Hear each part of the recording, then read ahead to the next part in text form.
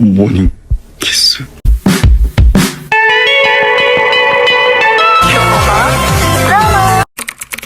사랑해 홍혜인, 사랑한다. Sebelumnya, Hein memberitahu Hyunwoo bahwa dia telah pergi ke rumah sakit berkonsultasi dengan dokter dan dia diberitahu bahwa waktunya tersisa 3 bulan saja. Hyunwoo terkejut dan mengatakan, bagaimana bisa aku hidup tanpamu? 나더러 너 없이 살라고?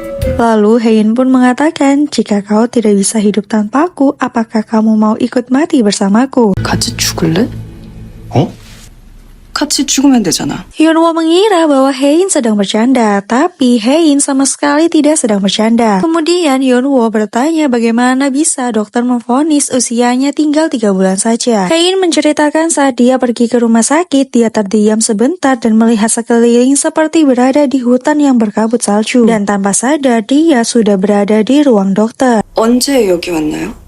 네? Tak hanya itu, setiap hari dia mengalami gejala hilang ingatan sesaat. Bahkan janji bertemu dengan Hyunwoo pun dia tak sengaja melupakannya karena penyakitnya ini. Nah, ternyata gejala yang Hein alami ini karena ada masalah di otaknya, yakni terdapat sel tumor menyebar seperti kabut di antara saraf kranialnya. Namun gejalanya bervariasi dari kasus ke kasus dan jika penyakitnya semakin parah, Hein mungkin mengalami demam kuning atau masalah kepribadian. Tapi di sisi lain, penyakit ini tidak bisa disembuhkan dengan operasi dan juga dokter belum menemukan metode yang tepat untuk menyembuhkan penyakit Hein. Dari ucapan dokter, Hein menyimpulkan bahwa dokter ingin memberitahunya kalau dia akan meninggal karena penyakitnya ini. 내가 곧 죽는다는 말을 하고 싶은가 본데. Karena itulah dokter memberitahu Hein bahwa waktunya hanya tersisa 3 bulan saja. Setelah mendengar cerita Hein, Hyunwoo percaya bahwa pasti akan ada cara untuk menyembuhkan penyakitnya dan dia akan menemani Hein untuk menemui dokter sekali lagi. Hyunwoo meminta Hein untuk tidur tapi dia tidak tahu apakah dia bisa tidur dengan hati yang terkejut ini dan ternyata dia bisa tidur dengan nyenyak. Di samping itu, Hyunwoo sedikit lega bahkan jika dia tidak bercerai dan bertahan selama 3 bulan, dia akan menjadi duda. Karena itu, dia memutuskan untuk mencoba bertahan dan memasang muka sedihnya. Lalu Hyunwoo pergi ke kamar Hein untuk memeriksa keadaannya. Nah, ketika dia melihat Hein masih tertidur, dia khawatir dan mendekat untuk memeriksa apakah Hein masih bernafas. Namun tak lama kemudian Hein terbangun dan Hyunwoo yang terkejut langsung memberikan morning kiss untuk Hein.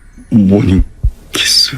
Hein sebenarnya sangat senang mendapatkan morning kiss, tapi dia masih gengsi. Di sisi lain, Hyunwoo ketakutan karena dia ketahuan tidur dengan nyenyak semalam. Terlepas dari itu, Hein memberitahu Hyunwoo bahwa hanya Hyunwoo yang tahu masalah kesehatannya, dan dia meminta Hyunwoo untuk merahasiakan dari semua orang termasuk keluarganya. Di sisi lain, hasil pemeriksaan ulangnya tetap sama dan Hein hanya punya waktu 3 bulan saja. Hyunwoo ingin mengetahui cara menyembuhkannya, tapi Hein sudah lelah dan tidak mau mendengarkannya lagi. Dia pun meninggalkan Hyunwoo sendiri. Sesampainya di kantor, ibunya mengeluh karena Suchol mengalami serangan panik akibat Hein. Tapi Hein mengatakan pada ibunya bahwa ada sesuatu yang besar terjadi padanya, namun dia tidak bisa mengatakannya. Tapi di samping itu, ternyata ibunya juga tidak penasaran. Meskipun ibunya tidak peduli dengan Hein, masih ada suaminya yang peduli dan bahkan sekarang Hyunwoo mencoba memberikan cintanya lagi dan memperhatikannya setiap saat. Bahkan ketika Hein tersedak, Hyunwoo sangat panik dan langsung meminta seseorang memanggil ambulans. Tapi kemudian Hein mengatakan bahwa dia baik-baik saja dan hanya tersedak air minum. 구급차 좀 불러주세요.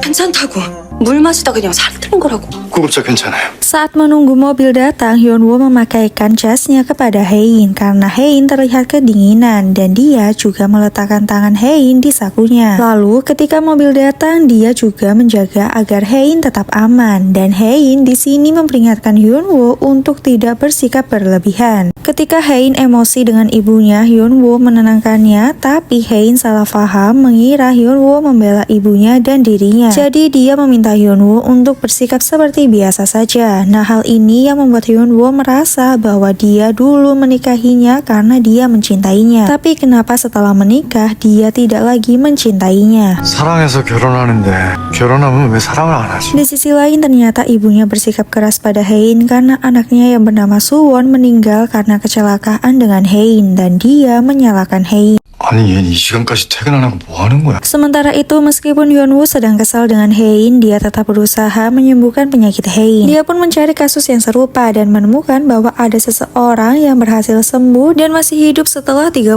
tahun. Ketika Hein pulang, dia masuk ke kamar Hyunwoo dan melihat Hyunwoo sedang ketiduran. Dan di sini dia melihat bahwa Hyunwoo berusaha untuk membantunya. 백현우, 걱정 마. 난 반드시 살 거니까.